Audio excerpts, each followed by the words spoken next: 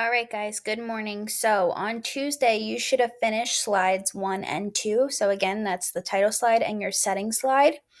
Today, being Thursday, we're working on slides 3 and 4. So this is the descriptions of your characters in the book. You will notice that it says characters 1 through 4 on the first slide and characters 5 through 8 on the second slide. Later in this video, I am going to show you the 8 characters that you should be writing about. But we're going to get started. So again, for characters 1 through 4, write at least 3 sentences describing the characters in the story. That's 3 sentences per character. So each character should have 3 sentences about them. You want to include their behavior and at least one character trait that describes the character. So let's get started. Okay, so here's the 2 slides that I worked on Tuesday. So I'm going to hit Control M for a new slide, and I'm going to make the title of this one characters, and maybe I'll do 1 through 4, or you could just, you could just do characters. That's totally fine because I'm going to number them down the side. And then again, I'm going to come over here. Oh wait, it's right here, and move it to the center just because that's how I prefer it. And we'll do design once we have all the information done. So character 1. First, I think I'm going to write about Lindsay. So Lindsay Burgess. Okay, so let's think about Lindsay. We know that she's the leader of the girls. We know that she is super competitive. And let's start with that. So Lindsay Burgess is the leader for the girls in the no talking contest. Okay, we know Lindsay is competitive because she's the one that makes the contest harder by saying they should be saying less words and the no talking at home. We also know she's competitive because she is the one who's keeping track of all of the words in her little red notebook. So she is competitive in the story. Lindsay made the contest harder by saying less words and not talking at home. She is also competitive because she keeps track of all the words in her red notebook. Now, I have all of this typed out already, so that's why you're probably going to see me copy and paste into here. My second character, if you remember, and my fonts are different, so let's just fix that because there's a good chance that that's going to drive me crazy. Okay. All right, much better. The second character that I want to focus on is our other main character, and that is, of course, Dave Packer. We know that Dave Packer invents the no talking contest after he does research on Gandhi for social studies. We also know that Dave is very stubborn. Now, we want to think about ways that Dave is stubborn. He's also the leader for the boys. So, okay. Let's see. All right. Dave Packer, again, came up with the no talking contest because he was inspired by Gandhi while doing a social studies project. Remember, we learned that Gandhi took the vow of silence, and that made Dave think that he should be doing less talking and more thinking.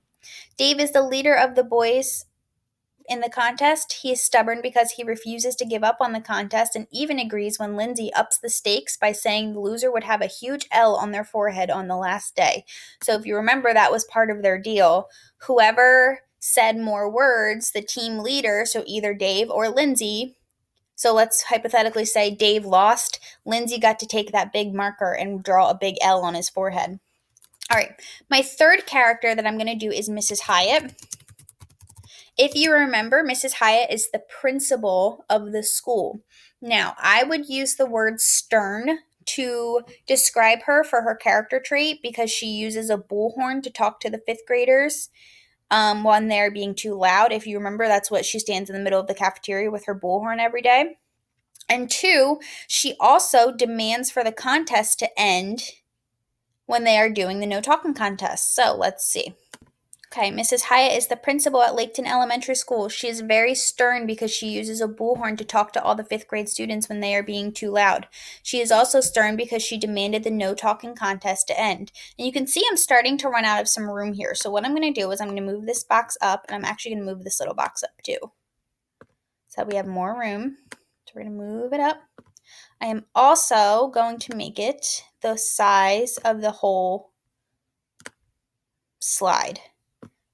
Okay, so I might have room to make my font a little bigger at the end. The last character I am going to do, and it's mainly because these are my 4 main characters. The rest of the characters that are mentioned in the book, like all the teachers and some of the other kids, don't really have big roles. We don't really hear from their side, whereas these 4 characters, the book kind of goes back and forth of who's narrating. So my last character is Mr. Burton. Now remember, mostly all of the teachers, except for Mr. Burton, did not agree with this contest. They wanted it to be done with. They thought it was disruptive. They weren't getting answers in class. The music teacher couldn't get them to sing. Mr. Burton, however, was completely on board with it, and he was allowing it to go on because he found it interesting and intriguing. So, and again, he was the 5th grade language arts teacher. Okay, Mr. Burton is a 5th grade language arts teacher who was intrigued by the contest. That means he was very interested by it. He was easygoing because he allowed the 5th grade students to continue their contest in his class while others tried to stop it. He was one of the only teachers who enjoyed the experiment and wanted to write a book about it, so I chose easygoing for his character trait. Now, let's see. Can I get away with making this a little bigger? Not really, so I'm going to leave it at 16. But it's okay if it's at 16. I know it looks small, but remember, when you go to present, well, not that you will be presenting it, but if we went to present it, okay, then it would be fine on the screen. Now, I have had people ask me if they can change the font. Of course. Try not to make it some super scripty, like curly and pretty font, because that gets hard to read. It's kind of boring. Like, that's fine because I can still read it, and I am going to make that a little bigger. This font, I wouldn't make this super, even though it's really pretty, but it would be very hard to read all these little words when it looks like that. So for the background, again, you can change the colors. So let's do that. Go to Slide, Change Background. Let's do the color.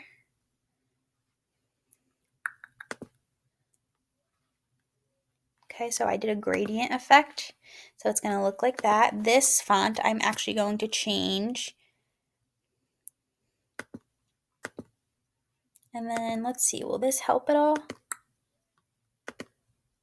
Okay, yeah, that makes it better. And I think I'm going to go and bold the character names just because I feel like it. You don't have to do this. I just think it'll help them stand out a little bit more. And Mr. Burton. Okay. Nice, I like that. You do not need any pictures on this slide. Again, you are just writing at least 3 sentences describing the characters in the story, include their behavior, and at least 1 character trait that describes the character. Now, I'm going to open up another slide just so I'm going to list the characters you are including. So characters from Because of Mr. Terupt. So you need to include 1, obviously Mr. Terupt, 2, Jessica, 3, Danielle, 4, Anna, 5, Alexia, 6, Luke, 7, Jeffrey, and 8, Peter. So those are our teacher and all of our students. It does not have to be in this order. You can do it in whatever order you want, so long as you have all 8 characters. Okay, that is your language arts assignment for today. Again, I'm asking that you make sure you stay on top of these.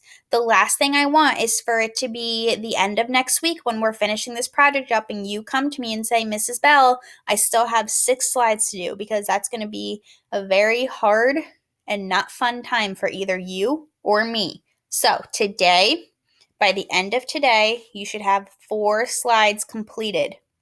Let me know if you have any questions.